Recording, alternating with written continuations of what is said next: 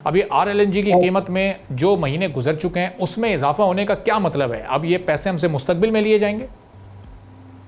बिल्कुल ऐसे ही है जी। RLNG की प्राइस की मैकेनिज्म बड़ा अजीब सा, बड़े सालों से पहले भी आपने तकरीबन लास्ट ईयर या ईयर बिफोर, मुझे सही एग्जैक्ट नहीं याद, कि जी आपको पता होगा कि पिछले 5 सालों के RLNG की जो प्रोविजनल प्राइसेस थी उनको रिवाइज करके फर्म किया गया था और उसका बड़ा एक ह्यू एंड क्राई बचा था। ऑल दो उसकी बुक के अंदर एंट्री थी, कंज्यूमर पे डायरेक्ट उसका इम्पैक्ट नहीं आना चाहिए था। एनीवे, लाइक वाइज अभी भी हो सकता है, लेकिन देखिए प्रोविजनल भी अगर है, हमारे यहाँ देखा गया है कि जो भी एक प्रोविजनल प्राइस नोटिफाई होकर कंज्यूमर से रिकवर वंस कर ली जाती है तो कंज्यूमर्स को कभी भी कोई बेनिफिट रिट्रोस्पेक्टिव नहीं दिया जाता। हाँ, अगर प्राइस किसी वजह से बढ़ानी है तो वो कंज्यूमर से बैक डेट से वो रिकवरी तो हो जाती है, लेकिन बेनिफिट कभी नहीं दिया है। ये टिपिकल हमारा गवर्नेंस सिस्टम यही कुछ करता है। दूसरी तरफ देखिए, दूसरी तरफ ये अब तक इम्कान कोशिश ये होती है कि प्राइस जो प्रोविजनल प्राइसेस है वो ऐसी फिक्स की जाए कि ताकि कोई रिट्रोस्पेक्टिव जो इफेक्ट है प्राइस पे वो नेगेटिव ना आए, पॉजिटिव भी आए। पॉजिटिव का मतलब है प्राइस बढ़ जाए तो ठीक है, कम ना हो बैक डेट से।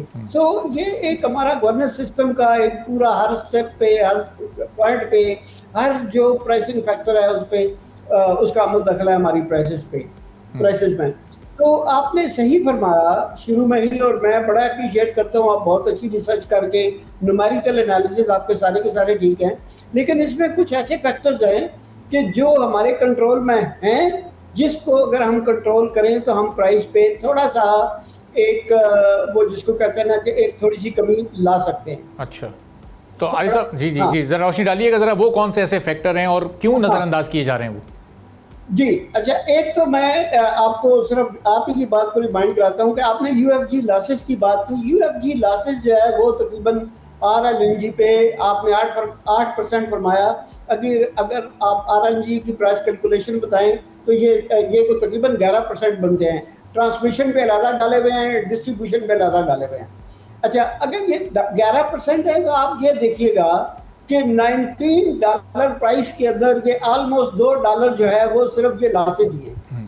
अच्छा, ये जो परसेंटेज है ये बड़ा फनी सी बात होगी आपके लिए भी और आम कंज्यूमर्स के भी सुनने के लिए कि वही गैस जो RLNG है उसी सिस्टम के थ्रू, उन्हीं ट्रांसमिशन सिस्टम और distribution through consumer point, consumption point में पहुंचती है, जिस सिस्टम के थ्रू हमारी डोमेस्टिक गैस पहुंचती है। डोमेस्टिक गैस पे UFG का रेट बहुत कम है, 6.5% के आगे पीछे है। एग्जैक्ट नंबर आप रिपोर्ट निकाल के देख लीजिएगा। जबकि UFG पे ये आप 11% के आगे पीछे लिया जा रहा है। ये बड़ी खुल्लम खुला जिसको कहते हैं ना तो ज़ाद है कि भाई सेम सिस्टम से सेम गैस है, दोनों की डेफिनेशन लीगल गैस ही है। RLNG भी गैस है, डोमेस्टिकली प्रोड्यूस भी गैस है। और ये कैसे आप अप्रिशिएट करते हैं कि जो डोमेस्टिक मालिक्यूल है उस पर कम UFG आपने लगानी है और जो इम्पोर्टेड मालिक्यूल है उस पर आपने ज्यादा UFG लगानी है। सबसे बड़ा क्वेश्चन ये है, इससे $2 का फर्क राइट अवे पड़ सकता है, नंबर 1। नंबर 2, आपके जो गवर्नेंस सिस्टम है उसमें आप ये देखिएगा कि ECC के डिसीजंस के अंदर बहुत से प्राइस कंपोनेंट हैं जिसमें कि इसको रिंग फेंस किया गया है। बेसिकली आपने देखा होगा पिछले 3-4 सालों से कि ये UFG की डाइवर्जन चार्जेस के नाम पे डोमेस्टिक के अंदर बिलों के अंदर UFG के डाइवर्जन चार्जेस भी डालते हैं, जो कि गवर्नेंस फेलियर है। बेसिकली आपको रिंग फेंस कम खत्म कर देना चाहिए जब से आपकी LNG आपने डोमेस्टिक सेक्टर को देनी शुरू कर दी है। तीसरी बात, आप ये गवर्नेंस के हवाले से एक और बड़ी इंटरेस्टिंग है, वो क्या है, अरबाब साहब के आपको पता है कि जो ENI का इंपोर्ट का लॉन्ग टर्म कॉन्ट्रैक्ट था वो काफी प्राइस वाइज ये कतर की गैस से भी वो सस्ता था, ऐसे ही है।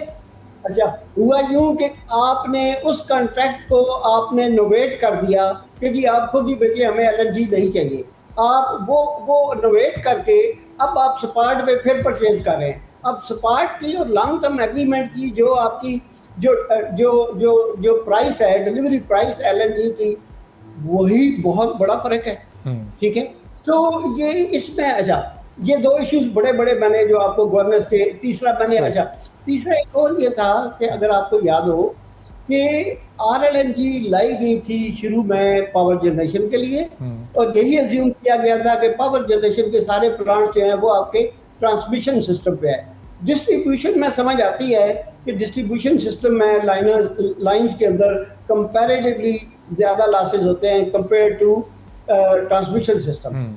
लेकिन बात यह है कि जब RLNG महंगी गैस है, उसको आपने सप्लाई करना था ट्रांसमिशन के कंज्यूमर्स को, और अभी भी ऐसे ही होता है। सही। लेकिन आपने ट्रांसमिशन के लिए इवन ECC का मैंडेट ये नहीं होना चाहिए ताकि टेक्निकल पैरामीटर जो है वो डिटरमिन करे, ये ओगरा का काम है। इवन देन जो ECC ने शुरू में ये वाला जो ट्रांसमिशन पे UFG दी थी वो 0.5% दी थी। सही। आज अगर आप अपनी कैलकुलेशन देखें तो वो 2.56% पे लेके चले गए हैं। अच्छा। 2.6% ट्रांसमिशन पे दुनिया के किसी कोने में ये लॉसेस UFG लॉसेस नहीं हो सकते। सही। अब ये लॉसेस अपनी जगह पर आरिफ साहब, एक इस पर भी जरा रोशनी डालिएगा, जो खरीदारी का मैकेनिज्म या प्रोसेस या स्ट्रेटजी है, ये कौन डिज़ाइन करता है? इसमें भी क्या खामियां हैं? और ज़ाहिर है इसमें खामियां होती हैं अगर, तो फिर उसका भी बोझ एक आम सारिफ पर पड़ता है आखिर में। इनहेरेंट खामी वही है कि आपने लॉन्ग टर्म एग्रीमेंट को नोवेट कर दिया और आपने स्पॉट पे परचेज शुरू कर दी। सबसे बड़ा स्ट्रेटेजिक डिसीजन ही ये बेसिक गलत है। और दूसरी इसके अंदर खामी ये है कि आपस में PLL अगर इंपोर्ट करने के लिए प्लान करती है, बिडिंग करती है, इंपोर्ट का एग्रीमेंट साइन करती है, तो उसको प्रॉपर टाइमली ये प्लान ही नहीं दिया जाता फ्रॉम सुई कंपनीज की जी हमें कब कितनी डिमांड होगी LNG की। अच्छा, इनको खुद नहीं पता है या खुद करते नहीं है या आंखें बंद करके बैठे रहते हैं। उस प्लान की वजह से स्पॉट पे इनको जाना पड़ता है PLL को। अच्छा, जब आप स्पॉट पे जाते हैं तो स्पॉट परचेज में इनहेरेंट बिल्ट इन एक अनसर्टेनिटी का फैक्टर होता है कि जनाब ये अब तो आपको मजबूरी है, आपने लेनी है, तो वो price escalate automatic international market में हो जाती है उसके लिए, स्पॉट के लिए। सो ये एक पूरे का पूरा मैकेनिज्म जो है ना, ये इटसेल्फ ऐसा है कि स्पॉट में आपको गैस महंगी मिल रही है। सही। और आरिफ साहब, एक आम सारिफ के लिए अगर ये 15% का इजाफा अनाउंस है अभी, तो ये वहाँ तक पहुँचते पहुँचते ये 15% रहेगा, यानी 1 किलो पर भी उसको यही 15% का हिसाब पड़ेगा, या उसके यूजेज के हिसाब से, या फिर ये परसेंटेज नीचे जाते जाते बढ़ता रहेगा, इसमें और मजीद चीज़ें भी ऐड ऑन हो जाएंगी? सर, इसमें चीज़ें तो ऐड ऑन सारी की सारी कर ली गई हैं, लेकिन इसमें जो फर्दर ऐड ऑन होगा ना, वो ये होगा कि जब आप डोमेस्टिक सार्फिन को ये आप देते हैं सर्दियों में जाके, खासकर LNG, जब ये उसी प्रीटेक्स्ट में कि अब सर्दी है, डिमांड बढ़ गई है गैस की, अब हम RLNG जो है वो हम डोमेस्टिक सेक्टर को सप्लाई कर रहे हैं, और इतनी सप्लाई की है उसका कोई कैलकुलेशन या मेजरमेंट का कोई रिलायबल मैकेनिज्म नहीं है। बस एक गैस्टिमेशन है कि इतनी गैस हमने डोमेस्टिक सेक्टर को दे दी है, और वो जो डोमेस्टिक सेक्टर को दी जाती है उस गैस के ऊपर आपको फर्दर जो है ये दोनों की UFG ये इन्वेस्टिगेट करने की जरूरत है कि पहले प्राइसिंग में है RLNG की प्राइसिंग में UFG अकाउंट पार कर ली जाती है, फिर डोमेस्टिक की अकाउंट पार कर ली जाती है।